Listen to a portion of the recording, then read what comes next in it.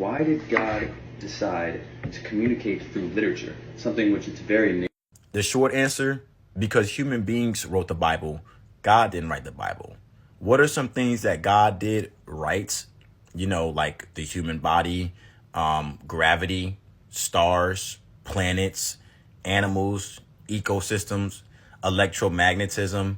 Those are some aspects of life that human beings had no involvement in creating. You know what human beings do create? Aviation instruction manuals. I just spent 7 years as an aviation mechanic in the Air Force, and let me tell you something. Aviation instruction manuals are very efficient at communicating instructions without any room for misinterpretation, because they understand that human lives are at stake if the instructions are not crystal clear. People could die, planes could fall out of the sky. So do you think that God has the knowledge to apply that same level of scrutiny to instructions on what happens to your soul for the rest of eternity? I would say so, right? But we don't find that in the Bible. The people who created the Bible either one, intended to deceive people, or two, did not have the knowledge of what God really is.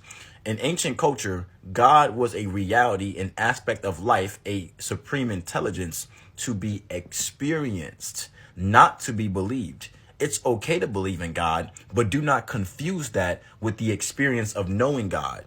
Oracles, sages, prophets, and priests, these were the people who exemplified behavior and wisdom of knowing God. That's why they were the leaders, and everyone else followed them based on their behavior. Nowadays, our leaders do not know God. They just believe in God.